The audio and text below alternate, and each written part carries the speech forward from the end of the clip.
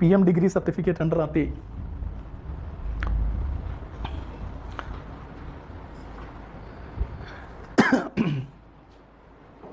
പ്രധാനമന്ത്രി ആകാൻ വിദ്യാഭ്യാസ യോഗ്യത വേണ്ടല്ലോ. ഇന്ത്യയിൽ ഒരു എക്സിക്യൂട്ടീവ് പോസ്റ്റിലേക്കും വിദ്യാഭ്യാസ യോഗ്യത നിശ്ചയിച്ചിട്ടില്ല.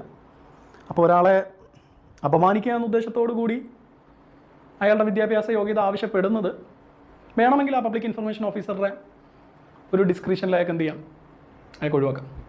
നമ്മുടെയൊക്കെ സ്വാതന്ത്ര്യലബ്ധിയുടെ സമയത്ത് നമ്മുടെ ദേശീയ പ്രസ്ഥാനത്തിൻ്റെ ഭാഗമായിട്ട് പല നേതാക്കന്മാരും ബ്രിട്ടീഷുകാർ നടത്തിയിരുന്ന സ്കൂളുകളിൽ നിന്നും കോളേജുകളിൽ നിന്നും ദേശീയ പ്രസ്ഥാനത്തിൻ്റെ ഭാഗമായിട്ട് അത് വാക്കൗട്ട് ചെയ്ത ആൾക്കാരുണ്ട്. എന്ന് വെച്ച് കഴിഞ്ഞാൽ അവിടുന്ന് ഇറങ്ങിപ്പോയി വിദ്യാഭ്യാസം വേണ്ടെന്ന് വെച്ച മനുഷ്യരുണ്ട്. പക്ഷേ ഇവരെല്ലാം ജനകീയരായിട്ടുള്ള നേതാക്കന്മാരായിട്ട് ചിലർ മാറുകയും ചെയ്തിട്ടുണ്ട്. അവരൊക്കെയാണ് പിന്നീട് സ്വാതന്ത്ര്യ പ്രസ്ഥാനത്തിൻ്റെ ഭാഗമായിട്ട് വന്ന, പ്രത്യേകിച്ച് കേരളത്തിലൊക്കെ അത്തരത്തിലുള്ള ഒരുപാട് ആൾക്കാരുണ്ട്. ഒരു പ്രതിഷേധത്തിൻ്റെ ഭാഗമായിട്ട് തങ്ങളുടെ സ്കൂൾ കോളേജ് വിദ്യാഭ്യാസ കാലഘട്ടം വേണ്ടെന്ന് വെച്ച മനുഷ്യരുണ്ട്.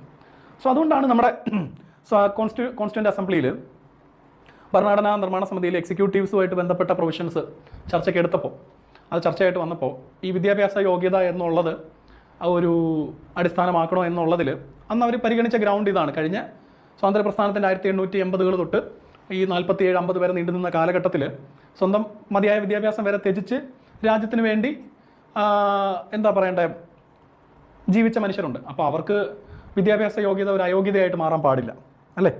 വിദ്യാഭ്യാസ യോഗ്യത എന്താവാൻ പാടില്ല? ഒരു അയോഗ്യതയായിട്ട് മാറാൻ പാടില്ല. അങ്ങനെയാണ് വിദ്യാഭ്യാസ യോഗ്യത എന്ന് പറയുന്നത് എന്താണ്, നമ്മുടെ എക്സിക്യൂട്ടീവ്സിന് ബാധകമല്ലാതായത്.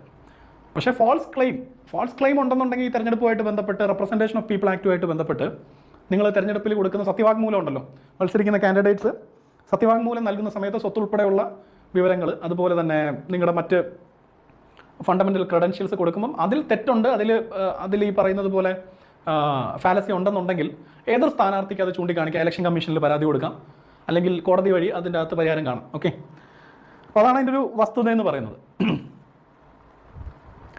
പലർക്കും ഇപ്പോഴും ബിരുദം എന്ന് പറയുന്നത് ഇപ്പോൾ രാജ്യത്തെ തൊഴിലില്ലായ്മ അതിരൂക്ഷമാണ്.